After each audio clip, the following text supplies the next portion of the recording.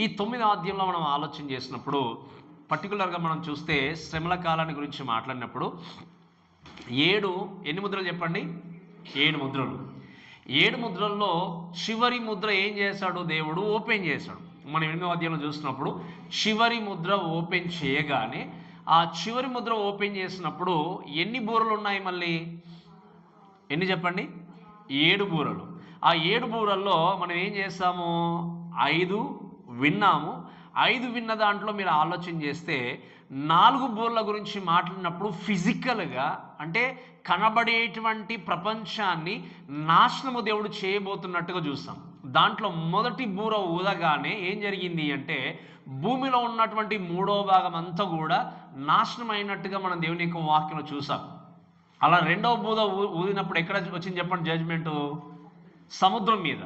3వ బూర ఊదగానే మంచినీళ్ళ మీద దేవుడు తీర్పుని ఇచ్చాడు. 4వ బూర ఊదగానే ఆకాశ మండలం పైన దేవుడు తీర్పు తీర్చినట్టుగా చూస్తాం. ఈ 4 యొక్క బూరలు ఒక రకంగా అవుతే 5, 6, 7వ బూరల గురించి మాట్లాడినప్పుడు వీటిని వావ్ జడ్జ్మెంట్ అంటాం. అంటే అందుకే వాక్యం మనం చూస్తాం, అయ్యో అయ్యో అనేటువంటి మాట ప్రస్తావించినట్టుగా చూస్తాం. అంటే అర్థం ఏంటి అంటే ఇవి మహాభయంకరంగా ఉండేటువంటి తీర్పులు. 4 యొక్క బూరల యొక్క తీర్పులు ఒక రకంగా ఉంటే ఈ 5వ బూర గురించి చూస్తాం. లాస్ట్ టైం మనం చూసినప్పుడు ఏంటి అంటే పాతాళంలో బంధింపబడినటువంటి మిలియన్స్ ఆఫ్ డీమన్స్ అంటే ఏంటి? లక్షల కొలది ఉన్నటువంటి దయ్యాలు, సాతాను యొక్క సంబంధికులు అందరూ ఏం చేశారు? బయటకు వచ్చి ఏం చేశారు అంటే సంచరిస్తూ కష్టపెట్టినట్టుగా మనం చూస్తాం.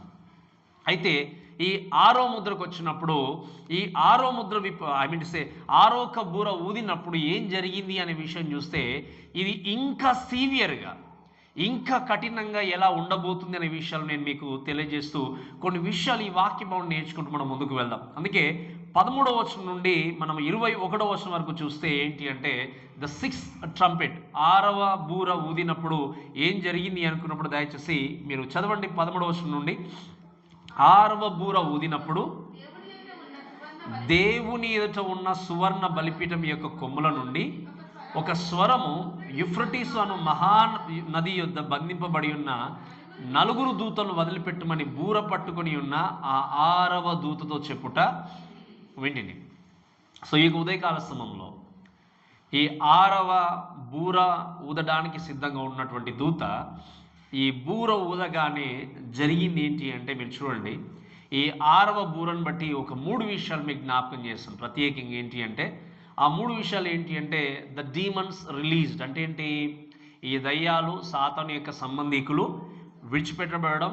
రెండవ విషయం ఏంటి అంటే ద డెత్ రిటర్న్స్, మరణం మళ్ళీ తిరిగి వచ్చింది.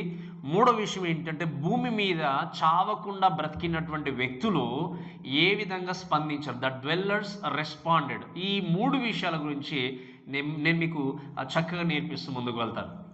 ఈ 6వ బూర ఊదగానే జరిగిన మొట్టమొదటి విషయం ఏంటి అంటే డీమన్స్ రిలీజ్డ్. ఏం జరిగింది? 5వ ముద్ర ఊదినప్పుడు 5వ బూర ఊదగానే ఏం జరిగింది? అక్కడ కూడా సాతానికి తాళపు చెవి అప్పగించిన తర్వాత పాతాళంలో బంధింపబడినటువంటి యొక్క దూతలందరూ కూడా బయటకు వచ్చినట్టు చూస్తాం. కానీ ఇక్కడ పర్టికులర్గా ఆలోచన చేస్తే 4 దూతలు, మీకు అర్థమవుతుంది ఎంతమంది చెప్పండి? 4 దూతలు. ఈ 4 దూతలు ఎవరు అంటే మంచి దూతలో లేకపోతే హోలీ ఏంజల్స్ కాదు. వీళ్ళు ఎవరు అంటే సాతాను యొక్క సంబంధికులు ఉన్నటువంటి వీరు ఏం చేయబడ్డారు అంటే విడిచిపెట్టబడ్డారు, వదిలిపెట్టబడ్డారు. ఎందుకోసం వదిలిపెట్టబడ్డారు, ఎక్కడ బంధింపబడ్డారు, ఈ విషయాలన్నీ గురించి మనం చూస్తే అక్కడ రాయబడిన విషయం ఏంటి అంటే 6వ దూత ఏంటి బూర ఊదినప్పుడు దేవుని ఎదుట ఉన్నటువంటి సువర్ణ బలిపీఠం యొక్క కొమ్ముల నుండి ఒక స్వరము యూఫ్రటీసు అను మహానది యొద్ద బంధింపబడిన 4 దూతలని వదిలిపెట్టుమని బూర పట్టుకుని ఉన్న 6వ దూత ఏం చేయబడింది? చెప్పబడిను అనే మాట మనం చూస్తున్నాం. ఈ మాటను చూస్తే ఏంటి అంటే ద సౌండ్ ఏంటి అంటే comes from the golden altar, సువర్ణ బలిపీఠము. మనము 8వ అధ్యాయము నేర్చుకున్నప్పుడు చక్కగా నేను మీకు ఆ బలిపీఠం గురించి చెప్పాను. ఆ సువర్ణ బలిపీఠం పైన అక్కడ ఉన్నటువంటి దూత ధూపార్తిని వేసి ఏ విధంగా ప్రార్థనలు పైకి వెళ్ళాయి, ఆ ప్రార్థనలో ఏ విధంగా మనుషులు శిక్షించాలి అనే విషయాన్ని తెలియజేస్తున్నట్టుగా చూస్తే 6వ అధ్యాయంలో చూసింది ఏంటి అంటే శ్రమల కాలంలో మరణించినటువంటి వ్యక్తులు దేవుని యొక్క బలిపీఠం క్రింద ఉండి ఏం చేశారు చెప్పండి? మొరపెట్టుకున్నట్టుగా మనం వాక్యం విన్నాం. ఏమని? ప్రభా, ఇంకా ఎందాక నీవు వీళ్ళని చూస్తూ ఊరుకుంటావు, ఎప్పుడు శిక్షిస్తావు ప్రభా అని ఆల్టర్ క్రింద లేకపోతే ఆ యొక్క బలిపీఠం క్రింద మొరపెట్టినట్టుగా చూస్తాం. అయితే పాత నిబంధనలో చూసినప్పుడు మనము ఆ యొక్క బలిపీఠాల కోసం చూస్తే ఆవరణంలో ఒక బలిపీఠం ఉండేది, కాంస్యముతో చేయబడినటువంటి బలిపీఠం. ఆ బలిపీఠం మీద ఏం చేసేవారు అంటే ఎవరైనా తప్పు జరిగించినా లేకపోతే వారికి క్రయధనంగా ఏం చేసేవారంటే జంతువులను తీసుకొచ్చి బలర్పించేవారు, సాక్రిఫైస్ చేసేవారు. ఆ సాక్రిఫైస్ చేసిన దాన్ని ఆ యొక్క బలిపీఠం ఉన్నప్పుడు తర్వాత రెండవ స్టెప్ లేదా రెండవ ప్రాంతాన్ని గురించి చూస్తే దాన్ని పరిశుద్ధ స్థలం అంటాం మనం. పరిశుద్ధ స్థలంలో ఈ సువర్ణ బలిపీఠం ఉండేది. ఏంటి చెప్పండి? సువర్ణ బలిపీఠం. ఈ సువర్ణ బలిపీఠంని యాజకుడు ఏం చేసేవాడు అంటే పొద్దున సాయంత్రము రోజు వెళ్ళి ధూపార్తిని వేస్తే ఏం చేసేవాడు? దేవునికి మనలను విన్నవించుకునేవాడు. వన్స్ ఇన్ ఇయర్, సంవత్సరానికి ఒక్కసారి ప్రధాన యాజకుడు అక్కడ ఉన్నటువంటి ఇక్కడ బయట ఆవరణంలో ఉన్నటువంటి ఆ యొక్క సాక్రిఫైస్ చేసినప్పుడు ఉన్నటువంటి బొగ్గులని కొంచెం రక్తాన్ని తీసుకెళ్ళి ధూపార్తి పైన వేసి దాన్ని దేవుడికి అతి పరిశుద్ధ స్థలంలో ధూపం ఏం చేసేవాడు? ప్రధాన యాజకుడు అర్పించేవాడు. దాన్ని మనము అటోన్మెంట్ అంటాం. సో ఇవన్నీ కూడా ఎందుకు మీకు జ్ఞాపకం చేస్తున్నాను అంటే పాత నిబంధనలో మర్సీ కోసం, కృప కోసము, దేవుని కరుణ కోసం ఏం చేసేవాళ్ళంటే సాక్రిఫైస్ జరిగించేవాళ్ళు. సాక్రిఫైస్ అంటే మీరు వినండి, ప్రాయశ్చిత్తము లేకుండా ఏ వ్యక్తి కూడా దేవునితో జీవితాన్ని కొనసాగించలేడు. ఏ వ్యక్తి కూడా దేవుని దగ్గరికి రాలేడు. యేసుక్రీస్తు మరణించినప్పుడు దేవాలయం యొక్క తెర 2 భాగాలుగా చినిగిపోయినా కూడా ఎవరైనా వెళ్ళగలరు. కానీ మీరు వినండి, ఎవరు వెళ్ళగలరు? తన జీవితాన్ని సంపూర్ణంగా అర్పించుకోలేని వ్యక్తి యేసుక్రీస్తు దగ్గరికి చేరలేడు. నేను చెప్పిన మీకు అర్థమైంది కదా? డోర్ ఓపెన్ ఉంది దేవుని దగ్గరికి వెళ్ళడానికి, దేవుని కలుసుకోవడానికి. కానీ దేవుని దగ్గరికి చేరాలి అంటే చేయాల్సింది ఏంటి అంటే ఆ వ్యక్తి మొట్టమొదటిగా ఏం చేయాలి? తన్ను తాను సంపూర్ణంగా సమర్పించుకోవాలి. సో ఇక్కడ ఈ విషయాన్ని చూసినప్పుడు ఏంటి అంటే ఈ సువర్ణ బలిపీఠము ప్రక్క నుండి లేదా ఎదుట నుండి ఉన్నటువంటి ఆ కొమ్ముల నుండి ఒక స్వరం ఏంటి అంటే వినబడింది. ఈ స్వరాన్ని గురించి చూస్తే, ఈ స్వరాన్ని గురించి మాట్లాడినప్పుడు ఏంటి అంటే అది ఎవరి స్వరమో ఎవరికి తెలియదు. అది యేసుక్రీస్తు స్వరమా? దేవుని దూత యొక్క స్వరమా? ఈ స్వరాన్ని గురించి మనకు తెలియదు. కానీ ఆ స్వరము ఎక్కడి నుండి వచ్చింది మాత్రం తెలుసు. ఏముంది వాక్యం చూడండి, ఆ స్వరము యూఫ్రటీసు అను మహానది యొద్ద బంధింపబడి ఉన్న 4 దూతలను వదిలిపెట్టుమనే స్వరం ఏంటి వచ్చినట్టుగా చూస్తాం. ఈ యూఫ్రటీస్ నది గురించి మాట్లాడినప్పుడు ఎక్కడ కనిపిస్తుంది చెప్పండి బైబిల్లో? ఎక్కడ? రైట్, ఏదైనా తోటలో. ఎక్సలెంట్. ఎన్ని నదులు ఉన్నాయి చెప్పండి ఏదైనా తోటలో? ప్రాముఖ్యంగా 4 నదులు. బిఫోర్ ఫ్లడ్, ఆఫ్టర్ ఫ్లడ్ కూడా ఈ యొక్క నది డిఫరెంట్ యాంగిల్లో ఉన్నట్టుగా మనం చూస్తాం. అయితే ఈ యూఫ్రటీస్ నది దగ్గర కూడా బంధింపబడి ఉన్నటువంటి ఈ వ్యక్తులు అనుకున్నప్పుడు, ఈ దూతలు అనుకున్నప్పుడు ఎందుకు అక్కడే బంధింపబడ్డారు అని ఆలోచన చేసినప్పుడు మీరు వినండి, యూఫ్రటీస్ నది అనేది ఏదెను తోటలో ఉంది. యూఫ్రటీస్ నది దగ్గరేనే ఏం జరిగింది అంటే పాపం అనేది ప్రారంభమైంది లోకంలో. యూఫ్రటీస్ నది దగ్గరనే ఆదమవ్వ ఉండేవారు. అక్కడే ఒకరినొకరు చంపుకోవడము, అక్కడి నుండి పాపం ప్రారంభం కావడము, అక్కడి నుండే ఏంటి ఇంకా మరణం అనేది మనుషులకు సంక్రమించడము, ఇదంతా కూడా జరిగినట్టుగా చూస్తాం. ఈవెన్ యూఫ్రటీస్ నది పక్కనే ఒక బలమైనటువంటి సామ్రాజ్యాన్ని ఏర్పరచుకున్న వ్యక్తులు ఉన్నారు. ఎవరు అంటే బబులోను దేశము. ఈ బబులోను దేశం అంతా కూడా సామ్రాజ్యాన్ని ఏర్పరచుకుంటూ వాళ్ళు ఏం చేశారు? ఇవన్నీ కూడా అంటే యూఫ్రటీస్ నది గురించి మాట్లాడితే ఏంటి అంటే హిస్టారికల్ ఏంటి అంటే అక్కడ ప్రతీది కూడా సాతానికి ఒక అడ్డగా ఏం చేశాడంటే సాతాను మార్చుకున్నాడు ఆ ప్రాంతాన్ని. సో దేవుడు ఏం చేశాడు అంటే ఈ యూఫ్రటీస్ నది ప్రాంతంలో వీరిని బంధించి పెట్టినట్టుగా చూస్తాం. వీరిని బంధించి పెట్టినప్పుడు వాక్యంలో గమనించే విషయం చూస్తే ఏంటి అంటే ఈ 4 దూతల్ని రిలీజ్ చేయమని దూత చెప్పినప్పుడు వాటిని వదిలేసినట్టుగా మనం చూస్తాం. వీటి గురించి మనం మాట్లాడే విషయం ఏంటి అంటే 9వ అధ్యాయం మొదటి నుండి కొన్ని మాటలు చూసినప్పుడు లక్షల కొలది దేవదూతలు బయటకు వచ్చారు.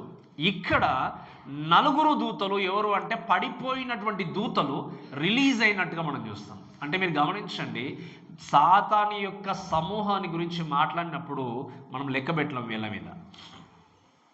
సాతాను యొక్క సమూహము మనం లెక్క పెట్టలేం. మనుషులు ఎక్కువ ఉన్నారా, దేవదూతలు ఎక్కువ ఉన్నారా చెప్పండి?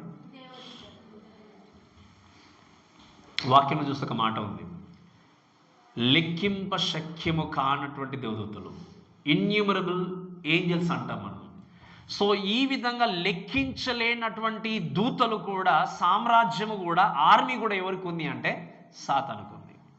ఇటువంటి ఆర్మీని కలిగి ఉన్న వ్యక్తిని జయించాలి అంటే ఎంతో దృఢ నిశ్చయతను కలిగి బలమైన ఆయుధాన్ని ధరించుకున్న వ్యక్తి మాత్రం ఏం చేయగలడు? జయించగలడు. అయితే ఈ ఆర్మీ గురించి మాట్లాడినప్పుడు ఈ 4 దూతలు రిలీజ్ అయిన తర్వాత మీరు చూడండి, దేవుని యొక్క వాక్యంలో చూస్తే మరి ఎవరు బంధించి పెట్టారు వీరిని అని ఆలోచన చేసినప్పుడు మీరు చూస్తే ఎవరు బంధించి పెట్టారు చెప్పండి? దేవుడే. సాతాను ఎందుకు బంధించి పెడతాడు? ఒకవేళ ఓపెన్ అయి ఉంటే, రిలీజ్ అయి ఉంటే ఇంకా ఎక్కువ పని చేయొచ్చు కదా. సాతాను ఏం చేయొచ్చు? ఎక్కువ పని జరిగించవచ్చు, అందరిని కష్టపెట్టవచ్చు, అందరిని తన వైపు తిప్పుకోవచ్చు. కానీ ఏం చేస్తాడు దేవుడు అంటే వీటిని బంధించి పెట్టాడు. కొంతమంది కామెంటరీ సజెస్ట్ చేసేది ఏంటి అంటే ఈ 4 ఈ పడిపోయిన దూతలు ద వరల్డ్ 4 ఎంపరర్స్కి సూచనగా ఉన్నట్టు చెప్తారు. ఆ ఎంపరర్స్ ఎవరో మనకు తెలుసు. ఎవరు అంటే బబులోను దేశము, అష్షూరు దేశము, తర్వాత ఇంకా చూస్తే ఏముంది వాక్యంలో గ్రీస్ దేశము, తర్వాత రోమన్స్. ఈ పవర్ఫుల్ ఎంపరర్స్గా యేసుక్రీస్తు కాలం వరకు కూడా కొనసాగినటువంటి వ్యక్తులు. ఆ సామ్రాజ్యాన్ని ఆక్యుపై చేసుకొని అసోసియేషన్ కలిగి ఉండి ఈ విధంగా బాధింపబడడానికి రిలీజ్ అయినట్టుగా మనం చూస్తాం. అయితే ఈ యొక్క విషయాలు మనం అర్థం చేసుకున్నప్పుడు దేవుని యొక్క వాక్యం చూస్తే మీరు చూడండి 15వ వచనంలో చూస్తే మనుషుల్లో అక్కడ చూస్తే వదిలిపెట్టుమని ఆ 6వ దూత చెప్పుట విన్నాము అన్నప్పుడు ఈ 4 దూతలు ఇప్పుడు ఏమయ్యారు చెప్పండి? రిలీజ్ అయ్యారు. రిలీజ్ అయిన తర్వాత రెండవ విషయం చూసినప్పుడు 6వ బూరలో ఏంటి అంటే నాట్ ఓన్లీ ఈ యొక్క డీమన్స్ రిలీజ్, సెకండ్ థింగ్ ఏంటి అంటే డెత్ రిటర్న్స్. మనం 5వ బూర ఊదినప్పుడు ఈ యొక్క వేల కొలది దూతలు బయటకు వచ్చినప్పుడు చంపేశారా? చంపడానికి అధికారం లేదు. ఆ టైంలో ఏం చేశారు వాళ్ళు? 5 నెలల వరకు బాధించుకుంటూ వెళ్ళారు, కానీ ఎవరు కూడా మరణించడానికి వీల్లేదు. మనం వాక్యం చూస్తాము, దేవుని యొక్క వాక్యం చూస్తే మేము చనిపోతామని మరణాన్ని వెతుక్కుంటూ వెళ్ళినా కూడా మరణం దొరకలేదట వాళ్ళకి. 5వ బూర ఊదినప్పుడు మరణాన్ని వెతుక్కుంటూ వెళ్ళారు కానీ మరణం దొరకలేదు. కానీ ఈ 6వ బూర ఊదినప్పుడు ఏంటి అంటే మరణం అనేది వచ్చింది. ప్రత్యేకంగా ఈ ఆర్మీ ఎందుకొరకు విడుదల చేయబడ్డారు అంటే మనుషుల్ని చంపడానికి విడుదల చేయబడ్డారు.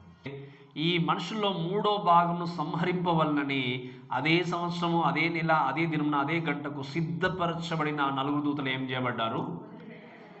ఎంతమంది అన్నాడు చెప్పండి?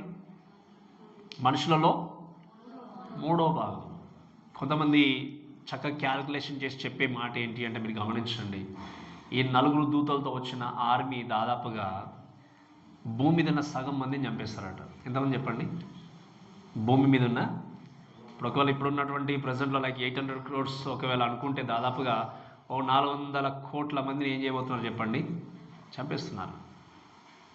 దాదాపుగా హాఫ్ ఆఫ్ ద వరల్డ్ అంటే మీరు చూడండి, భూమి మీద ఉన్నటువంటి సగం మందిని కేవలం మీరు చూస్తే ఈ యొక్క ఆర్మీ ఇంతమందిని చంపుతున్నారు అంటే అర్థం ఏంటి? ఎంత నిజంగా గొప్పగా ఆ మహాశ్రమ ఉండబోతుంది ఆలోచన చేయండి.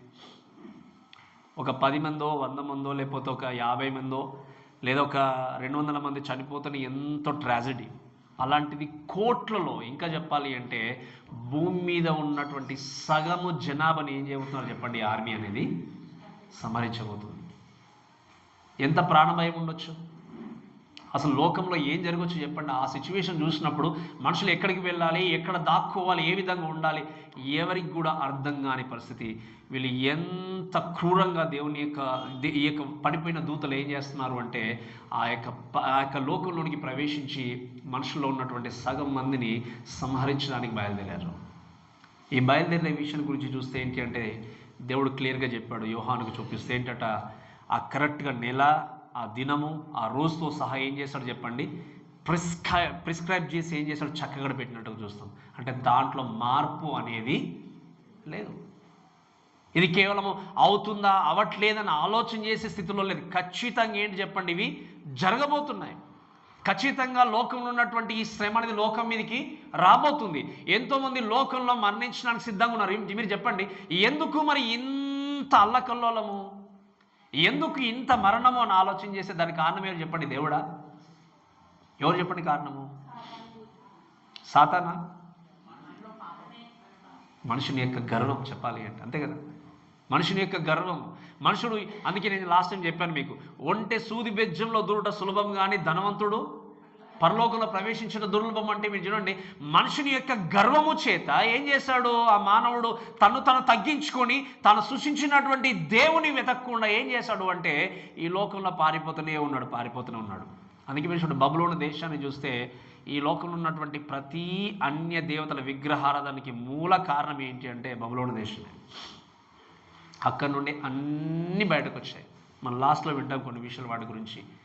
మనుషుని యొక్క గర్వము అంత అల్లకొల్లలానికి ఏం చేసింది చెప్పండి? దారి తీసింది. అందుకే ఒకరు కాదు, ఇద్దరు కాదు, దాదాపుగా హాఫ్ ఆఫ్ ది వరల్డ్ మీరు గమనించండి, సగము జనాభాను వీళ్ళు ఏం చేస్తున్నారు చెప్పండి? చంపేస్తున్నారు. అంతేకాకుండా దేవుని యొక్క వాక్యలు చూస్తే చదువు చూడండి దయచేసి 16వ వచనము. గుర్రపు రౌతుల సైన్యంల లెక్క 20 కోట్లు, వారి లెక్క అంతా అని నేను ఏం చేశాను?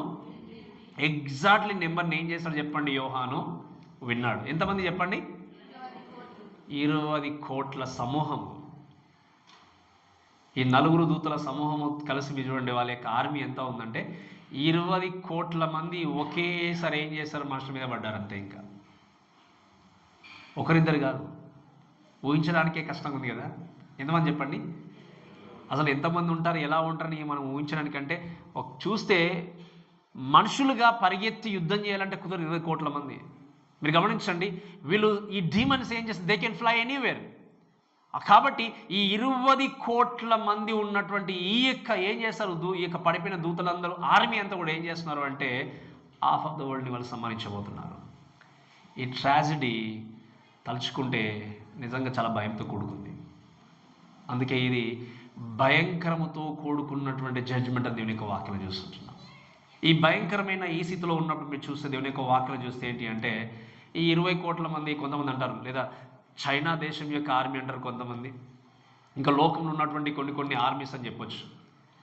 ఈ 20 కోట్ల మందితో పరిగెత్తి యుద్ధం చేయాలి అంటే కానీ వాక్యలో క్లియర్గా వీళ్ళ యొక్క లాంగ్వేజ్ అంతా మాట్లాడితే ఏంటి అంటే మనుషుల గురించి ప్రస్తావించినట్టుగా లేదు. వాళ్ళ రూపురేఖలు కానీ లేకపోతే ఏ విధంగా ఆపాదించడం కానీ సింబోలిక్ కానీ ఆలోచన చేసినప్పుడు ఎవ్రీథింగ్ ఏంది అంటే పడిపోయినటువంటి దూతలే 20 కోట్లుగా ఉండి ఏం చేస్తున్నారంటే ప్రపంచాన్ని మొత్తం కూడా సగం మందిని సంహరించడానికి వచ్చినట్టుగా దేవుని యొక్క వాక్యలు చూస్తుంటున్నాం. ప్రేమ దేవుని దయచేసి గమనించండి, ఈ యొక్క సూపర్ నేచురల్గా ఉన్నటువంటి ఈ యొక్క దూతలందరూ కూడా, పడిపోయిన దూతలందరూ కూడా ఒకేసారి మీరు చూడండి, ఆ 5వ బూర ఊదినప్పుడేమో వేల కొలది అందరూ కూడా బయటకు వచ్చి ఏం చేస్తారు? 5 నెలల వరకు బాధ పెట్టారు. కానీ ఇక్కడ ఉన్నటువంటి 20 కోట్ల మంది వీళ్ళు ఏం చేస్తున్నారు? బాధ పెట్టడం కాదు, డైరెక్ట్గా ఏం చేస్తారు చెప్పండి? చంపేస్తున్నారు. ఇంకెక్కడికి పారిపోవాలి మానవుడు? ఎక్కడికి పరిగెత్తాలి చెప్పండి మానవుడు?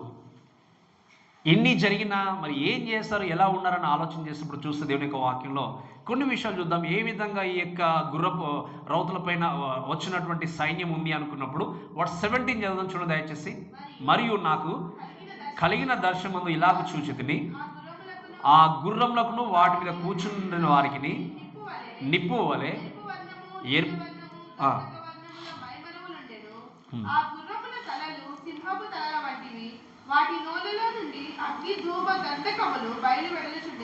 రైట్. ఇక్కడ దేవుని యొక్క వాక్యను చూస్తే ఏ విధంగా వారు ఉన్నారని సింబాలికల్గా వారిని గురించి వర్ణిస్తూ దేవుని యొక్క వాక్యంలో ఏమని రాయబడింది అంటే వాటి మీద కూర్చున్నటువంటి వ్యక్తులు అంటే ఆ యొక్క చూసినప్పుడు వారి యొక్క బ్రెస్ట్ ప్లేట్ గురించి మాట్లాడడం స్పెషల్గా ఏంటి అంటే నిప్పు వలె ఎరుపు, నీలము, గంధకము, ఈ యొక్క మై మార్పులు ఏంటట వారికి ఉన్నట్టుగా దేవుని యొక్క వాక్యను చూస్తాం. ఈ విషయాలను బట్టి చూస్తే మీరు చూసేది ఏంటి అంటే ఈ ఎరుపు కానీ ఇంకా చెప్పాలి రెడ్, బ్లూ, బ్లాక్ ఇవన్నీ కూడా స్మోక్ ఎల్లో గురించి మాట్లాడితే ఏంటి అంటే మీరు గమనించండి, ఈ టాక్స్ అబౌట్ హెల్ అంటే నరకము, పాతాళం కూడా ఇదే కలర్స్ ఉండబోతుంది. Nothing will be there more than this. ఎక్కడ చూసినా కూడా ఏంటి చెప్పండి? భయంకరమైనటువంటి సిచ్యువేషన్లో ఉండి ఈ విషయాల గురించి మనం ఆలోచన చేసే విషయం ఏంటి అంటే, ఇటువంటి వర్ణనతో కూడినటువంటి విషయాలు ప్రస్తావిస్తూ ఇంకొంచెం ఆయన ఏమన్నాడు అంటే, వాటి యొక్క ఆ గుర్రముల యొక్క తలలు సింహపు తలలు వంటి ఏంటి చెప్పండి అంటే ఏంటి, నిజంగా అటువంటి ఆకారాన్ని కలిగి ఉన్నారని కాదు, కానీ ఎందుకు వర్ణించాడు ఇక్కడ భక్తుడు, లేకపోతే దేవుడు ఎందుకు ఆ విధంగా చూపించాడు అంటే మీరు వినండి. సింహపు తలలు వంటివి అంటే, సింహాన్ని గురించి మాట్లాడినప్పుడు ఏంటి అంటే, they are very strong, very powerful. అంటే ఒకేసారి లోకంలోనికి ఒక కోట్ల సింహాలు మీదబడి ఎలాగ మనుషుల్ని సంహరించడానికి సిద్ధపడ్డాయో, ఆ విధంగా ఈ యొక్క దూతలు ఏం చేశారంటే అంత బలమును కలిగి ఉండి ఏం చేశారు అంటే ఇంకా ప్రపంచం మీదకి వచ్చేసారు. స్ట్రాంగెస్ట్ పీపుల్ ఉండి ఏంటి ఆ బలాన్ని కలిగి ఉంది దేని కొరకంటే డిస్ట్రాయ్ చేయడానికి, నాశనం చేయడానికి. సో లోకం అంతా కూడా నాశనం చేయడానికి ఏం చేస్తాడు, వాళ్ళు బయటకు వచ్చినట్టుగా దేవుని యొక్క వాక్యం చూస్తే. అంతేకాకుండా మనం చూద్దాం, దయచేసి చదవండి దేవుని యొక్క వాక్యం చూస్తే ఏముంది, ఇంకా వాటి నోల నుండి అగ్ని ధూమ గంధకములు ఏంటట. వీటి గురించి కొంచెం మనం టైం స్పెండ్ చేద్దాం. వాటి నోటి నుండి ఏమొచ్చింది చెప్పండి బయటకి, అగ్ని, ఇంకేంటి వాక్యంలో అగ్ని, తర్వాత ధూమ గంధకములు ఏంటట బయటకు వచ్చినట్టుగా దేవుని యొక్క వాక్యం చూస్తాం. ఈ యొక్క మూడు విషయాల గురించి మాట్లాడినప్పుడు ఏంటి అంటే, ఇంకా భయంకరంగా ఉండేటువంటి నరకాన్ని లోకములో ఉన్న జనులకి ఈ పడిపోయిన దూతలు ఆల్రెడీ చూపిస్తున్నారు. భూమి మీదనే ఇటువంటి భయంకరమైనటువంటి శ్రమ ఉన్నప్పుడు ఎల్లకాలం పాతాళంలో ఎలా ఉంటుందో ఆలోచన చేయండి.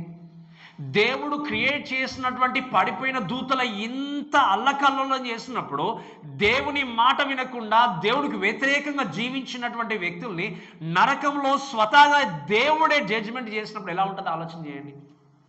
నేను చెప్పినప్పుడు మీకు అర్థమైందా?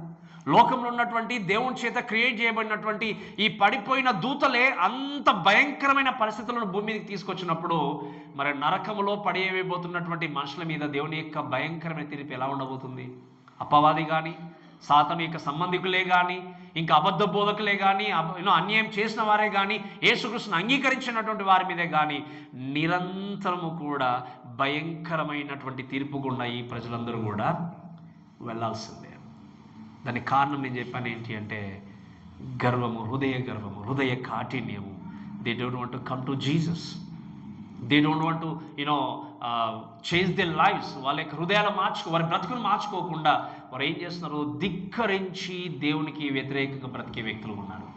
ఈ మాటను బట్టి చూస్తే మేము చూడండి, ఈ భయంకరమైనటువంటి ఈ ప్లేగ్స్ గురించి మాట్లాడినప్పుడు అంటే ఏంటి, ఈ యొక్క తెగులు చెప్పాలంటే ఈ యొక్క వాక్యం చూస్తే ఏముంది అంటే, అక్కడ మనం వాక్యం చదివితే నోటి నుండి బయటకు వచ్చిన దాని గురించి మనం చూస్తే అగ్ని, ధూమ, గంధకంలో బయలంటే వీటిని తెగులుగా మనం వర్ణించవచ్చు.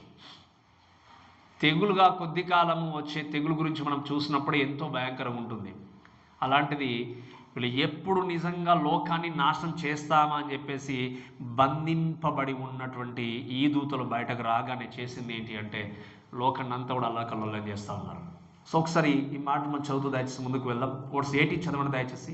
వర్స్ 18.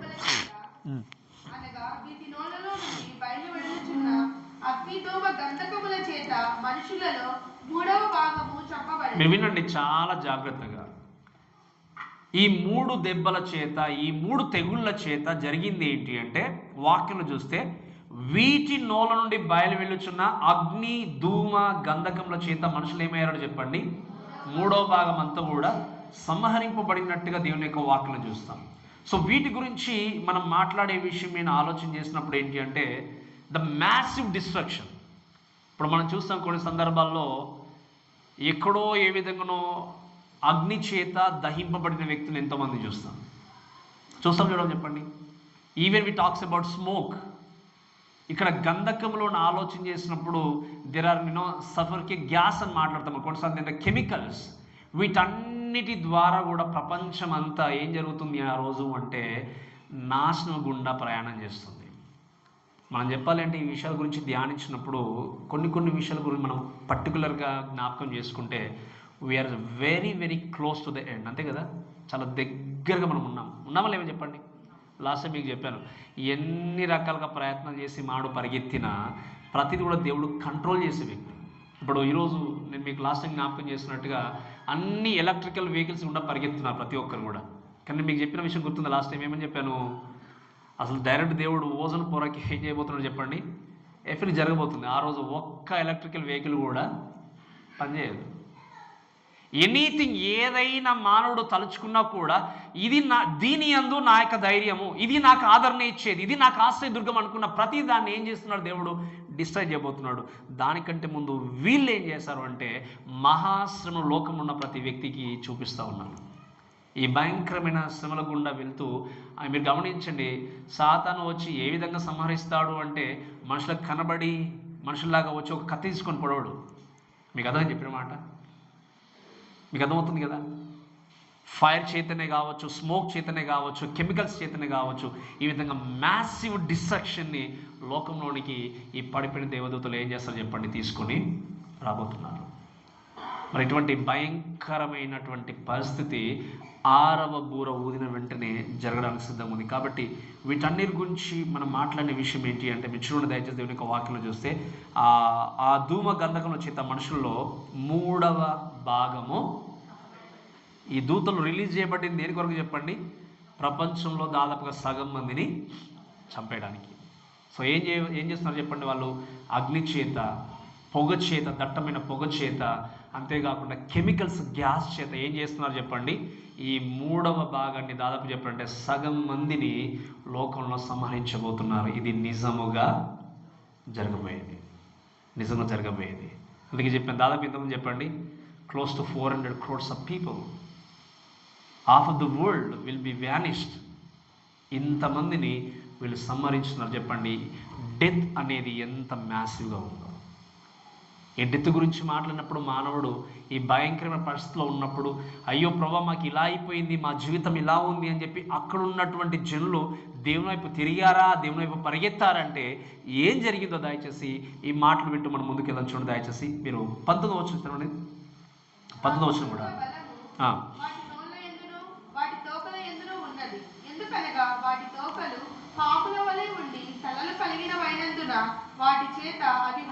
వినండి. ఆ గుర్రముల బలం వాటి నోళ్ళ యందును, తర్వాత వాటి తోకల యందు ఉన్నది. ఎందుకనగా వాటి తోకలు పాముల వలె ఉండి తలలో కలిగినందున వాటి చేత ఏం చేస్తున్నాయి అంటే, ఇదంతా కూడా ఎలా వర్ణిస్తున్నాడు అంటే దే కెన్ డిస్ట్రాయ్ ఎనీథింగ్. మీకు అర్థం చెప్పిన మాట అంటే, ఇప్పుడు మీరు దేవుని యొక్క వాక్యంలో చూస్తే అంత బలము కలిగిన వ్యక్తిగా, అంత పవర్ఫుల్ బీయింగ్స్ ఏం చేస్తున్నారు అంటే ఈ దూతలు ప్రపంచాన్ని వాళ్ళు ఏం చేయబోతున్నారు చెప్పండి? నశింపజేయబోతున్నారు, సంహరించబోతున్నారు. మీరు గమనించిన ప్రేమైన దేవుని దయచేసి వినండి. ఒక వ్యక్తి ఫిజికల్గా అటాక్ చేస్తున్నాడు అంటే చాలా ప్రణాళికలు చేసుకొని ఆ వ్యక్తి నుండి తప్పించుకోవచ్చు. ఒకవేళ కత్తి తీసుకొని చంపడానికి వస్తున్నాడా, గన్న తీసుకొని చంపడానికి వస్తున్నాడా, లేదా ఇంకే విధంగా అనుకున్నప్పుడు ఫిజికల్గా ఆ వ్యక్తి నుండి ఎస్కేప్ కావడానికి చాలా ప్రణాళికలు చేసుకోవచ్చు. బట్ ఈ పడిపోయిన దూతలు వచ్చి ఏ విధంగా అటాక్ చేస్తారో ఎవరికి తెలుసు? ఏ విధంగా ఎస్కేప్ అవుతారు చెప్పండి?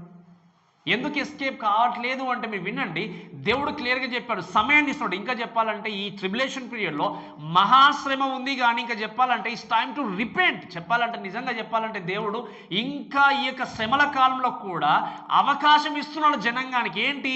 ఒక పక్క శ్రమలు ఉన్నా, ఒక పక్క శోధనలు ఉన్నా, ఒక పక్క మరణం ఉన్నా కూడా ఈ మరణాన్ని చూస్తున్నటువంటి వ్యక్తులుగా ఇంకా మీకు అవకాశం ఉంది అని దేవుడు ఏం చేస్తున్నాడు? సమయాన్ని ఇస్తున్నాడు. కానీ అవకాశాన్ని సద్వినియోగం చేసుకొని వెనుకకు తిరిగిన జనాంగం లేరు. అందుకే మనం చూస్తాం దయచేసి. ఇంకా 3వ మాట ఏంటి అంటే the dwellers on the earth response గురించి చూస్తున్నప్పుడు వర్స్ 20 నుండి 21 చదువుదాం. ఈ యొక్క విషయాలు బట్టి కొంచెం మనం టైం స్పెండ్ చేసి ముందుకు వెళ్ళాలి. చూడండి దయచేసి వర్స్ 20 చదవండి. ఈ దెబ్బల చేత చావక మిగిలిన జనులు దయ్యములను చూడను విను నడవను శక్తి లేనివై బంగారు, వెండి, కంచురాయి కర్రలతో చేయబడిన తమ హస్తకృతములైన విగ్రహములను పూజింపకుండా విడిచిపెట్టున్నట్లు మారు మనస్సు ఏమన్నా చెప్పండి? మారు మనస్సు పొందలేదు. ఒక ప్రక్క ఈ పడిపోయిన దూతలు ఏం చేయబడ్డారు? విడిపింపబడ్డారు, రిలీజ్ చేయబడ్డారు. వాళ్ళు వచ్చి ఏం చేస్తారు? లోకంలో అటాక్ చేస్తూ దాదాపుగా హాఫ్ ఆఫ్ ద వరల్డ్ పీపుల్ని ఏం చేస్తారు? పాపులేషన్ని సంహరిస్తూ ఉన్నారు. కానీ బ్రతికి ఉన్నటువంటి జనాంగం ఏముంది వాక్యంలో? అక్కడ వాక్యంలో చూస్తే ఈ దెబ్బల చేత అంటే ఏంటి? ఈ యొక్క ఫైర్ ద్వారా కానీ, స్మోక్ ద్వారా కానీ, ఈ కెమికల్స్ ద్వారా, గ్యాస్ ద్వారా మరణించంగా మిగిలిన జనులు ఏం చేశారు చెప్పండి? బ్రతికున్న జనులు మారు మనసు పొందకుండా ఇంకా పూజించుకుంటూ జీవిస్తున్నారట. ఎంత హృదయ కాఠిన్యం ఆలోచన చేయండి. ఆ టైంలో ఎవరున్నా, దాదాపుగా మీరు మనం ఉన్నా కూడా ఖచ్చితంగా ప్రభువాన్ని పరిగెత్తే వాళ్ళే మేము. బట్ వీళ్ళు they don't want to turn to Jesus. ఏమి జరిగినా, ఇవన్నీ జరిగినా కూడా క్రీస్తు వైపు తిరిగేటువంటి ఆలోచన చేసేతో లేరు వాళ్ళు. అందుకే వాక్యంలో మీరు గమనించే విషయం ఏంటి అంటే, ఈ రిమైనింగ్ పీపుల్ ఏంటి అంటే, they don't want to repent because they wanted to continue in sin. పాపము కొనసాగిస్తున్నప్పుడు పశ్చాత్తాపపడాలి అన్న ఆలోచన రాదు. నేను మళ్ళీ చెప్తున్నాను వినండి. పాపమును కొనసాగిస్తున్నప్పుడు నిజమైన పశ్చాత్తాపపడాలి అన్న ఆలోచన రాదు. ఒకవేళ ఆ టైం బీయింగ్ ఏదో ఎమోషనల్గా ప్రభా నన్ను క్షమించమని చెప్పి ఒక 2 మాటలు చెప్పేసి ఉండొచ్చు, కానీ నిజమైన పశ్చాత్తాపము ఆ వ్యక్తిని రియల్గా నిజంగా మార్చివేస్తుంది. పాపాన్ని కొనసాగిస్తున్న వ్యక్తి పశ్చాత్తాపడకుండా, దేవుని వైపు తిరగకుండా, నేను కలిగి ఉన్న జీవితమే బాగుంది అనుకుంటున్నాడు. ఓకే, ఒక ప్రక్క శ్రమ వచ్చినా శ్రమ వస్తుందిలే, బాధపడేవారు బాధపడుతున్నారు, బ్రతికేవారు బ్రతుకుతున్నారు, చనిపోయేవారు చనిపోతున్నారు, నాకేంట్లే నేను బ్రతికినంత కాలం సుఖంగా బ్రతుకుతానని చెప్పి అనుకునేటువంటి వ్యక్తులు చాలామంది ఉన్నారు. ధనవంతుల్లాగా ఆలోచన చేసే వాళ్ళు చాలామంది ఉన్నారు. ధనవంతుడు ఎంతో చక్కగా ఆలోచన చేశాడు. ఏ ఆలోచన చేశాడు చెప్పండి చక్కగా అంటే, బ్రతికినంత కాలం దేవుని తెలుసుకోలేదు, దేవుని దగ్గరికి రాలేదు, తనకున్నటువంటి ఆస్తి పాస్తులే సర్వస్వం అనుకొని అన్ని బ్రతికాడు. చివరికి ఎక్కడికి చేరుకున్నాడు చెప్పండి? ఎక్కడికి? అందుకే నేను ఆ వ్యక్తి గురించి మాట్లాడుతూ ఒక మాట చెప్తాను, మీరు వినండి. ఈ ధనవంతుడు ప్రార్థన చేయాల్సిన ప్లేస్లో ప్రార్థన చేయలేదు. ఎక్కడ చేస్తున్నాడు? నరకంలో. నిత్యానందం పొందుకోవాల్సిన స్థానాన్ని కోల్పోవలసి వచ్చింది. దానికి కారణం ఏంటి అంటే, ఏ ప్లేస్లో ప్రార్థించాలో ఆ ప్లేస్లో ప్రార్థన చేయాలి. ఏదో ప్లేస్కి ఇక్కడ నరకానికి వెళ్ళి అప్పుడు పశ్చాత్తాపడి ప్రభువా నన్ను క్షమించుము, నన్ను పైకి తీసుకెళ్ళండి, నన్ను తప్పించండి అని చెప్పి గోజాడుకుంటూ ప్రార్థన చేసిన ప్రయోజనం అనేది, ఆ ప్రార్థన ఒకవేళ భూమి మీద చేస్తుంటే ఆ భూమి మీద ఆయన తాత్కాలికంగా అనుభవించిన ఆనందము, సంతోషము, సంపద అంతా కూడా శాశ్వతంగా పొందుకునేవాడు. కానీ పశ్చాత్తాపడకపోవడం ద్వారా, ప్రార్థన చేయకపోవడం ద్వారా ఆ తాత్కాలికమైన ఆనందాన్ని బట్టి ప్రార్థన చేయకుండా, పశ్చాత్తాపడకుండా పర్మనెంట్గా ఉండే నరకంలోనికి, ఆ మహాశ్రమలోనికి ఏం చేశాడు ధనవంతుడు అడుగుపెట్టినట్టుగా చూస్తాం. అదే లాజరు తాత్కాలికంగా ఉన్నటువంటి శ్రమలో కానీ, కష్టంలో కానీ దేవుణ్ణి ప్రేమించిన వ్యక్తి ఉన్నాడు కాబట్టి శాశ్వత కాలంగా దేవుడిచ్చే సంతోషాన్ని పొందుకున్నట్టుగా ఆ యొక్క పారబుల్ ద్వారా మనం నేర్చుకుంటాం. ఈరోజు విన్న ప్రేమైన దేవుళ్ళు దయచేసి గమనించండి. లోకంలో ఒక ప్రక్క శ్రమ కలుగుతున్నా, శోధనలు కలుగుతున్నా, ఇప్పుడు కూడా ఎంతోమంది వ్యక్తులు వాళ్ళు బాధపడితే బాధపడలేని, నాకేముందులే అనుకుంటూ జీవితంలో నేనైతే బాగున్నాను కదనుకుంటూ వెళుతూ ఏం చేస్తున్నారు అంటే, దేవుడికి ఇచ్చే అవకాశాన్ని, స్థానాన్ని ఇవ్వకుండా వారు కలిగి ఉన్నటువంటి డబ్బే వారికి దేవుడిగా చూసేవారు ఉన్నారు. వారు కలిగి ఉన్నటువంటి బంధువర్గమే దేవుడిగా చూసేవారు ఉన్నారు. నాకు అన్నీ ఉన్నాయి, నేను మరణించినప్పుడు 100 మంది 1000 మంది వస్తారు అనుకోవచ్చు. 100 మంది వచ్చినా, ఒక్కరు వచ్చినా అక్కడి నుండి లేచి చూసేది ఏం లేదు. ఉందా చెప్పండి? అందుకే ఏడ్చేవారున్నా, ఏడ్చేవారు లేకపోయినా, అందుకే మీకు లాస్ట్ టైం చెప్పాను క్రిస్మస్ డే, హేరోదు రాజు ఏం చేశాడు? ఒకవేళ నేను చనిపోయిన తర్వాత ఏడ్చేవారు ఉండకపోవచ్చు అని ఏం చేశాడు చెప్పండి? ఏం చేశాడు? చాలామందిని, మంచివారిని ఏం చేశాడు? బంధించి జైల్లో పెట్టేశాడు. ఏమని చెప్పాడు? నేను మరణించిన వెంటనే వీళ్ళు ఏం చేయండి? చంపండి. ఎందుకు? నా కోసం విడకపోయినా కనీసం వాళ్ళ కోసమైనా ఏడుస్తారు. మీరు చూడండి, ఒకవేళ ఏడ్చినా ఏడవకపోయినా, జనాలు 100గా వచ్చినా, ఒకరికి వచ్చినా, ఇద్దరికి వచ్చినా, ఆ చనిపోయిన వ్యక్తి చూసి ఆనందించడం కానీ బాధపడితే ఏముండదు. కాబట్టి ప్రియమైన దేవుని దయచేసి గమనించండి. దేవుడు ఒక ప్రక్క అవకాశం ఇస్తూనే ఉన్నాడు. Not only in the time of tribulation, and even right now God has given you many chances to repent yourself.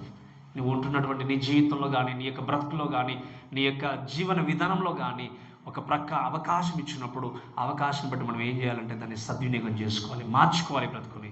ప్రభా నేను నిజంగా మిమ్మల్ని ప్రేమించే వ్యక్తిగా ఉన్నానా లేదా, మీ కొరకు నేను బ్రతికే వ్యక్తిగా ఉన్నానని నేను చెప్పి ఏం చేయాలి, మనం తప్పకుండా పశ్చాత్తాపడితే ఏం చేయాలి, తప్పకుండా ముందుకు వెళ్ళాలి. అందుకే ఇప్పుడు మనకిచ్చినటువంటి గ్రేటెస్ట్ రెస్పాన్సిబిలిటీ ఏంటి అంటే ఒకసారి ఒక మాట చదవడం దయచేసి. లూకా సువార్త 24వ అధ్యాయం 47వ వచనం చదవడం దయచేసి. 24వ అధ్యాయం 47వ వచనం.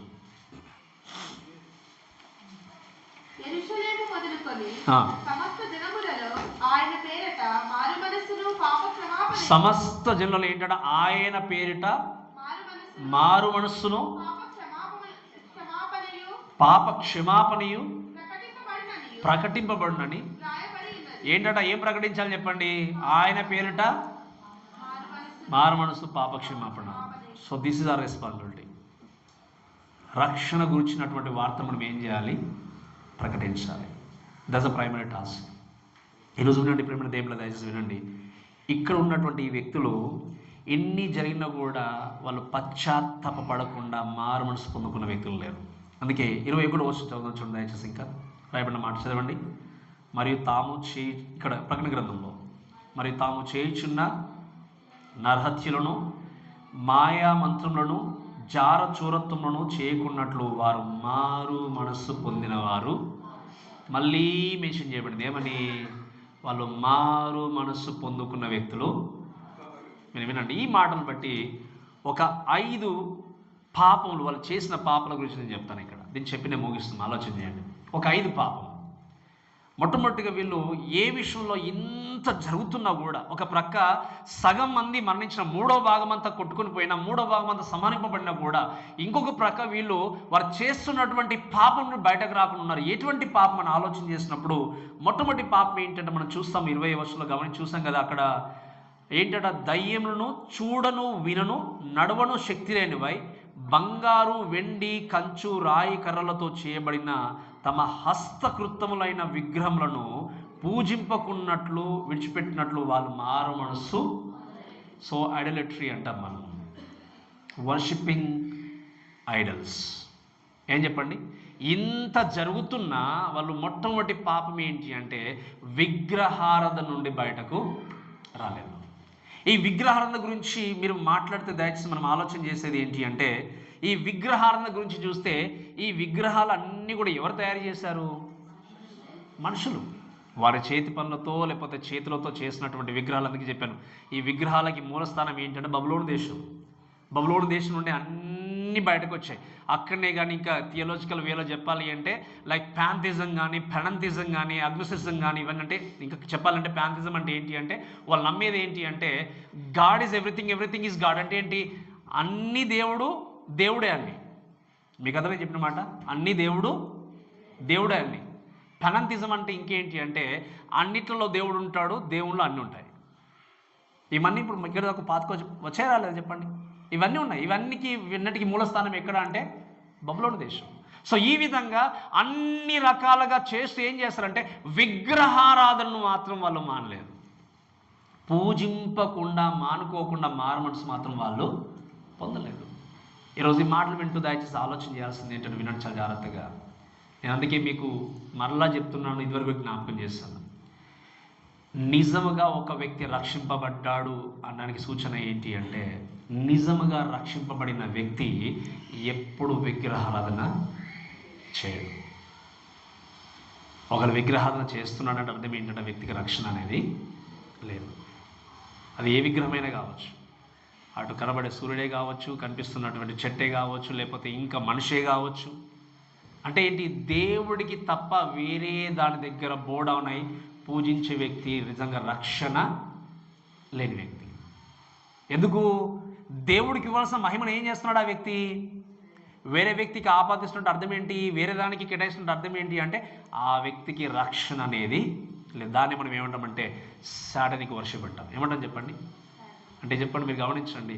ఎవరైతే నిజంగా చెప్పాలంటే విగ్రహాలని, కనబడే విగ్రహాలు కావచ్చు, కనబడకపోయిన విగ్రహాలే కావచ్చు, వీటిని ఆరాధించే వ్యక్తులు సాతాను ఆరాధన చేస్తున్నారనే విషయం ఇప్పుడు మర్చిపోకూడదు.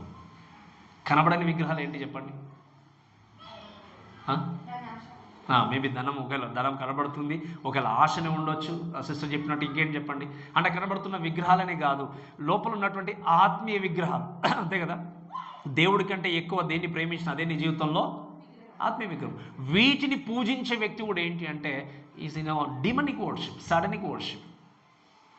దేవుడిని పూజించే వ్యక్తి కాదు ఆయన.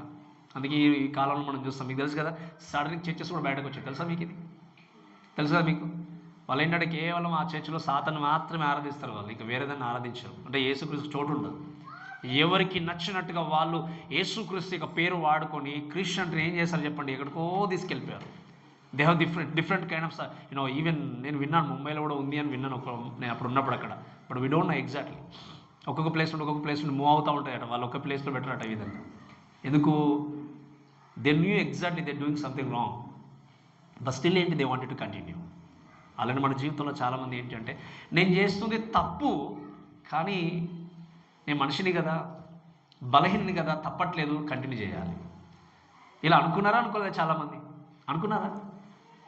నేను చేస్తుంది తప్పని తెలుసు పాస్టర్, కానీ ఏం చేస్తున్నాను, నేను తప్పట్లేదు అంటే ఏంటి? తెలిసి కూడా ఏం చేస్తున్నావు, తప్పట్లేదు అనుకుంటున్నావు అంటే నీ పాపమును క్షమించినటువంటి దేవుడు అంటే నీకు భయం లేదు అన్నట్టు.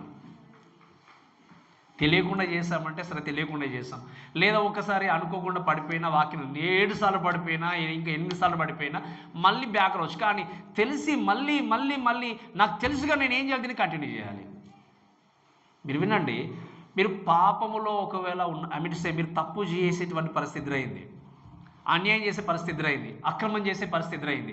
ఆ సిచ్యువేషన్లో మీరు దేవుని దగ్గర నిలిచుండి ప్రార్థన చేస్తే దేవుడు మీకు సరైన గైడెన్స్ ఇచ్చి దాని నుండి తప్పించలేడు అంటారా? నేను మళ్ళీ అడుగుతున్నాను, చెప్పండి. మీరు ఒక దగ్గర లంచం తీసుకోకపోతే మీ ఉద్యోగం అవుతుంది అనుకున్నాను, ఎగ్జాంపుల్. తీసుకోకపోతే నా ఉద్యోగం ఉండదు, తీసుకుంటే ఉద్యోగం నిలబడుతుంది అన్న సిచ్యువేషన్ ఉందనుకోండి. ఆ సిచ్యువేషన్లో మీరు నిలబడి దేవుని దగ్గర నిజంగా విశ్వాసంతో ప్రార్థన చేస్తే మీకు దేవుడు గైడెన్స్ ఇవ్వడంటారా? ఒక్కరిద్దరు వచ్చినాయి, ఇస్తాడో ఇవ్వడో అంటే దాంట్లో డౌట్ ఉంది. డౌట్ ఉందంటే ఇక నెరవేర్చబడతా చెప్పండి? నెరవేర్చబడదు. డౌట్ ఉంది అంటే అర్థం ఏంటి? ఆ కార్యము జరగదు. కానీ నిజంగా డౌట్ లేకుండా దేవుని దగ్గర నిలబడి ఖచ్చితంగా దేవా ఈ విషయంలో నాకు గైడెన్స్ మీరు ఇవ్వండి అంటే దేవుడు ఇస్తాడా? ఇవ్వడా? ఖచ్చితంగా ఇస్తాడు. కానీ దీన్ని అందరు చేసినట్టు మనం కూడా చేస్తున్నట్టు దాన్ని ఒకలాగా బలమైన ఆయుధంగా మార్చుకొని దేవునికి వ్యతిరేకమైన పాపంలో కొనసాగిస్తూ ఇంకా కూడా విగ్రహారాధనలో కొనసాగే వ్యక్తులు ఉంటారు. అందుకే నేను ఎవరైనా ఇల్లు చూసినప్పుడు వెంటనే నా ఫొటోస్ తీసేయండి అని చెప్తాను నేను చాలాసార్లు. మీరు చూసారు కదా, అది యేసుక్రీస్తు ఫోటో కానీ ఏ ఫోటో కానీ జస్ట్ రిమూవ్. ఎందుకు? దాన్ని చూసి మేము మొక్కట్లేదు అంటే మొక్కట్లేదు, but still somebody comes, those who don't know about Jesus, Yesukristu గురించి సరిగా తెలియని వాళ్ళు ఏం చేస్తారు, వచ్చి అందరిలాగా దాన్ని మొక్కుతారు, దాని వైపు తిరిగి. క్రీస్తు అక్కర్లేడు. ఎక్కడున్నాడు చెప్పండి? మన హృదయంలో ఉన్నాడు. సో ఏ విగ్రహారాధన చేసే వ్యక్తి కూడా ఆ వ్యక్తి సాతాను యొక్క వర్షిప్ చేస్తున్న విషయం ఎప్పుడు కూడా మర్చిపోకూడదు. రెండవ సిన్ ఏంటి అంటే దయచేసి దేవుని యొక్క వాక్యం చూస్తే చూడండి దయచేసి 21వ వచనంలో,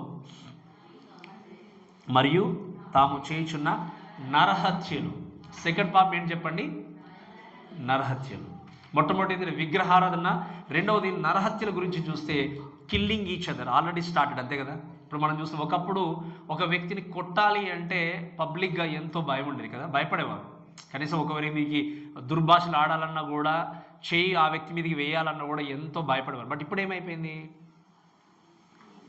ఒకప్పుడు ఇంకా ఇంత టెక్నాలజీ లేదు, ఇన్ని సీసీ కెమెరాస్ లేవు, ఏది లేకపోయినా అంత భయంతో ఉన్నాయి. ఇప్పుడు ఏమైంది? అన్నీ ఉన్నా కూడా ఏదో ఈరోజు ఏంటంటే ఒక చిన్న చీమనో లేకపోతే ఒక పక్షినో చంపేసినట్టు విధంగా మనుషుల యొక్క ప్రాణం తీసేస్తున్నారు. Killing each other. So they don't want to come out from there, that. ఆ సిచ్యువేషన్ బయటకు రాకుండా, మారు మనసు పొందకుండా ఏం చేస్తున్నారు చెప్పండి? ఇంకా జనులు అలానే కొనసాగుతున్నారు. మూడవది చూస్తే ఏంటి అంటే చదవండి దయచేసి, మాయా మంత్రములు. ఈ సోర్సరీస్ గురించి మనం చూస్తే ఏంటంటే, ఈ మాయా మంత్రాల గురించి చూస్తే దీన్ని కరెక్ట్గా గ్రీక్ భాషలో మీరు వినండి చాలా జాగ్రత్తగా, పారామకియా అంటారు. అంటే ఏంటంటే స్పెషల్లీ చెప్పాలంటే హిప్నోటిజం కావచ్చు, ఇంకా చెప్పాలంటే hypnotism leads to taking drugs. Drugs culture అనేది మన దగ్గర తక్కువ ఉన్నదేమో, ఉండొచ్చు, మనకు తెలియదు. బట్ లోకంలో చూస్తే ఇదంతా బయటకు వచ్చేసింది. మీకు అర్థమైంది కదా? మత్తు అనేది అదొక పాపం. మత్తును కలిగి మత్తులోనికి మునిగిపోవడం, అందుకే మత్తులో ఉండడము, దీన్ని నిజంగా నీ జీవితానికి దాంట్లో ఇది నాకు బాగుంది అనుకుంటూ ఈ హిప్నోటిజం కావచ్చు, లేకపోతే ఇంకా చెప్పాలంటే ఈ స్పిరిట్స్ కావచ్చు, ఈ మాయలు కావచ్చు, మంత్రాలు కావచ్చు, ఇటువంటి సిచ్యువేషన్లో చిక్కుకొని ఇంకా కూడా పరిగెత్తేవారు ఉంటారు. అందుకే నేను లాస్ట్ టైము కొంతమంది చాలామందిని అబ్జర్వ్ చేశాను, చాలామంది చెప్పాను నేను. ఆ మధ్యలో చాలా ఫ్యాషన్ అయిపోయింది. మీరు చూసారా, ఒక కాలుకి ఏంటి ఒక బ్లాక్ దారం కట్టుకున్నారు, రైటో లెఫ్టో నాకు తెలియదు. I have seen many Christians, ఆ అబ్బాయి లేదు అమ్మాయి లేదు పెద్దవాళ్ళు లేదు, ఏంటి అసలు నేను అనుకున్నాను, ఏంటి దేని కట్టుకున్నారన్న నేను, ఏమో కట్టేసుకున్నాం అంతే. చూసారా, మీరు అబ్జర్వ్ చేశారు ఎప్పుడైనా? Then what is use? యేసుక్రీస్తు నమ్ముకుని ఏం లాభం చెప్పండి. ఇంకా అంటే మీకు ఏముంది ఇప్పుడు? అది అటాక్ దీని ఇది ఉంటే నాకు అటాక్ జరగదు, నన్ను ముట్టరు, ఇంకా వాళ్ళకి మనకు తేడా ఏముంది ఇంకా? అవునా కదా? ఇప్పుడు అక్కడ ఏదో ఒక ఇల్లు కట్టారు అంటే మనకు తెలుసు వాళ్ళు ఏం చేస్తారు, ఒక పెద్ద ఫోటో పెడతారు మనకు తెలుసు, తర్వాత ముందేం కట్టుకుంటారో తెలుసు మనకి. అని ఎందుకు అంటే మీరు అన్నట్టుగా దిష్టో ఏదో జరగకుండా ఉండడానికి అని చెప్పి. మరి అలా ఉన్నప్పుడు మనం కూడా ఇవన్నీ కట్టుకుని మనకు వాళ్ళకి తేడా ఏముంది? ఇంకా ఏం తేడా ఉంది చెప్పండి? అందుకే లాస్ట్ టైం మీకు చెప్పాను, క్రీస్తుని నమ్ముకొని క్రీస్తును కూడా మళ్ళీ ఏం చేస్తున్నారు, ఇక్కడ తీసుకొస్తున్నారు. మా ఓడే క్రీస్తు, యేసుక్రీస్తు కూడా మా ఓడే, అంతే తప్ప మేము ఆయనలోనికి మారం. ఇది పరిస్థితి. ఎటువంటి మూఢనమ్మకాలు ఇప్పుడు లేరంటారా? ఉన్నారు చాలామంది ఇప్పటికి. అందుకే లాస్ట్ టైం చెప్పాను, మళ్ళీ చెప్తున్నాను. I think this should be last kind of thing కావాలి నా నుండి వచ్చేది. ఎందుకంటే మీరు మారాలని చెప్తున్నారు కొంతమంది. ఇంకా ఈ ట్యూస్డేనో వెనస్డే ఇది మంచి రోజు కాదు, ఇది మంచి రోజు కాదు, నాకు తెలియదు ఏ రోజు మంచిదో నాకు తెలియదు. అన్ని రోజులు మంచి అనుకుంటాను నేనైతే. అనుకోవడం కాదు, అన్ని రోజులు మంచివే. ఇది మంచిది కాదు, ఈరోజు పెళ్లి చేసుకోకూడదు. అందుకే మీకు తెలుసో తెలియదు, ఐ థింక్ మా పెళ్ళి అమావాస్య రోజు జరిగింది అనుకుంటా, నాకు గుర్తులేదు. మేబీ లెంట్ సీజన్లో పెళ్ళి కూడా రారు, నేను లెంట్ సీజన్లో చేసుకున్నాను పెళ్ళి. మీరు వినండి, ఈరోజు మంచిది కాదు, ఈరోజు మంచిది అనుకుంటూ ఎవరు ఏర్పరిచారు చెప్పండి? ఇవన్నీ కూడా ఎవరు? దేవుడు చెప్పాడా ఇది మంచిది కాదు, ఈ టైంలో ఇక్కడ ఉండాలి అని చెప్పి? అందుకే నేను లాస్ట్ టైం మీకు చెప్పాను, ఇది మంచి రోజు కాదనుకుంటే, ఒకవేళ ప్రెగ్నెంట్తో ఉన్నారనుకోండి, ఇక పుట్టకపోతే బేబీకి ప్రమాదం అంటే ఏం చేయాలి? అది చెడ్డగడి అనుకున్నా కూడా చేయాలి వద్ద మరి అప్పుడు గుర్తుకు రాని మంచి రోజులు చెడ్డ రోజులు మిగతా టైం ఎందుకు గుర్తుకొస్తున్నాయి? మానవుడు తనకు అనుకూలంగా సమస్తాన్ని మార్చుకున్నాడు. దానికి కారణం ఏంటో తెలుసా? తన లాభం కొరకు, తన ఆనందం కొరకు దేవుణ్ణి ధిక్కరించి అన్ని కూడా ఏర్పరచుకుని ఏం చేశాడు? దీంట్లో చిక్కుకొని పరిగెత్తా ఉన్నాడు. సో దీని నుండి ఏం చేయాలి? బయటకు రాకుండా వీళ్ళు ఏం చేస్తారు? ఇంకా కూడా అలా ధిక్కరించారు. ఇంకా నాలుగోది ఏంటి అంటే ఇమ్మోరాలిటీ. మనం చూస్తాం, అదే జారత్వం. ఈ జారత్వం గురించి కూడా మాట్లాడినప్పుడు ఏంటి అంటే, లైక్ కైండ్ ఆఫ్ సెక్సువల్ సిన్నే కావచ్చు, ఇవన్నింటిలో చిక్కుకొని అపవిత్రత కలిగి ఉండి దాని నుండి బయటకు రాకుండా ఏంటి అంటే, ఇంకా కూడా దేవుడికి వ్యతిరేకమైనటువంటి పాపాన్ని కొనసాగే సిచ్యువేషన్. దేవునితో చక్కగా ఉంటే ఏంటి? ఇవన్నీ బయటకు రావాలి, అంతేనే కదా? దొంగతనం చేయకూడదు, లేకపోతే ఇక నరహత్య చేయకూడదు, ఈ విధంగా చేయకూడదు. కాబట్టి ఏం చేయాలి నేను? అదే దేవునితో లేననుకోండి, ధిక్కరించాను అనుకోండి, ఏదైనా చేసుకోవచ్చు. సో ఇటువంటి పాపాన్ని ఏం చేశారు? వాళ్ళు కొనసాగిస్తున్నారు. ఇంకా చివరికి ఏంటి అంటే, మీరు చూడండి, అక్కడ చోరత్వము అంటే ఏంటి? దొంగతనం. ఈ దొంగతనాలు ఒకవేళ దేవుని దగ్గరికి వస్తే ఏం చేయాలి? దొంగతనాలు మానేయాలి. దేవుని దగ్గరికి రాకుండా ఉంటే ఏదైనా చేసుకోవచ్చు కదా. ఈ విషయాలు బట్టి ఆలోచన చేసేంటి, దొంగతనం చేసే వ్యక్తికి ఫస్ట్ థింగ్ లోపించేది ఏంటంటే, దెర్ ఇస్ నో హానెస్టీ. ఇది గుర్తుపెట్టుకోండి. దొంగతనం చేసే వ్యక్తికి హానెస్టీ అనేది ఉండదు. ఆ వ్యక్తి నమ్మదగిన వాడు. కానీ నువ్వు ₹1 దొంగిలించినా, ₹1,00,00,000 దొంగిలించినా దొంగనే. There is no honesty. దేవుడు కోరుకునేది ఏంటి? నమ్మకస్తులైన వారి కొరకు నేను కనిపెడుచున్నాను. కాబట్టి మీరు వినండి, ఇటువంటి భయంకరమైన సిచ్యువేషన్ల గుండా వీళ్ళు వెళ్ళినా కూడా ఈ పాపాలను చేయకుండా వాక్యం ఏముంది అంటే, మారు మనసు పొందిన వ్యక్తులు కానీ కాదు. కాబట్టి ఈ మాటను బట్టి ఒక మాట జ్ఞాపకం చేసుకుని ముగిద్దాం. చూడండి దయచేసి, ఇన్ని లోకంలో జరిగినా కూడా, ఇంతమంది ఒక ప్రక్క మరణిస్తున్నా కూడా వీళ్ళు మారు మనసు పొందలేదు, దేవుని వైపు తిరగలేదు. ఈరోజు నీవు కూడా అక్కడ ఉన్న జిల్లా అనుకోవచ్చు, నా పక్కన వారు చనిపోయారు, నేను మాత్రం బ్రతుకున్నాను కదా అనుకొని మారు మనసు పొందకుండా ఉన్నారేమో. ఈరోజు నేను కదా, నాకు కదా కష్టం వచ్చింది, నా జీవితంగా బాగానే ఉంది కదా, నాకు అన్నీ ఉన్నాయి కదా అనుకుంటూ నువ్వు నిర్లక్ష్య కలిగి ఉండి ముందుకు వెళ్తే, మీరు గమనించండి, ఇంకా నువ్వు కలిగి ఉన్న దాన్ని, పాపాన్ని కొనసాగిస్తూ వెళ్తూ ఉంటే, ఒక రోజు వచ్చినప్పుడు దేవుని ఉగ్రత నుండి తప్పించే వ్యక్తి ఎవరు కూడా లేరు. లోకంలోనే ఇంత మహాప్రలయం ఉంటే పర్మనెంట్గా ఉండబోయే హెల్లో, నరకంలో ఎంత ప్రళయం ఉంటుందో ఒకసారి ఆలోచన చేయండి. ఈ భయంకరమైన హెల్లోనికి, నరకంలోనికి ప్రవేశించకుండా ఉండాలి అంటే ప్రాణం ఉన్నప్పుడే, బ్రతికున్నప్పుడే యేసు క్రీస్తుని ఏం చేయాలి? నిజంగా రక్షకుడిగా తెలుసుకుని ఆయన్ను సేవిస్తూ అంగీకరిస్తూ ముందుకు వెళ్ళాలి. ఒకవేళ ఈ యొక్క సమయం, ఈ యొక్క వాక్యాన్ని బట్టి దేవుడు మనకు సమయం ఇస్తున్నాడు. And there are things to be changed. మన జీవితంలో ఇంకేదైనా మార్చుకోవాలేమో. సత్యమైన వాక్యం గురించి నిలబడేటువంటి అవకాశం దేవుడు ఇస్తున్నాడు. మన బ్రతుకులో ఇది ఎన్నో రకాలుగా ఎన్నో విషయాలు ఉండొచ్చు. మార్చుకునే అవకాశం దేవుడు మనకి ఇచ్చినప్పుడు మార్పును కలిగి మనం ముందుకెళ్ళాలి. కాబట్టి నేను వేడుకునేది ఏంటంటే హృదయాన్ని కాఠిన్యము చేసుకోకూడదు. హృదయాన్ని కాఠిన్యము చేసుకుంటే, దయచేసి వినండి, ఆ పశ్చాత్తాపము లేని హృదయము ప్రభువుని ఎప్పుడు కూడా సేవించలేదు. పశ్చాత్తాపము లేని హృదయం ఎప్పుడు కూడా ప్రభువుని, తన గొప్పతనాన్ని అర్థం చేసుకోలేదు. కాబట్టి నిజమైన పశ్చాత్తాపం, అందుకే వాక్యం మనం చూస్తాం కదా, దైవ చిత్తానుసరమైన మారుమనసు ఏం చేస్తుంది?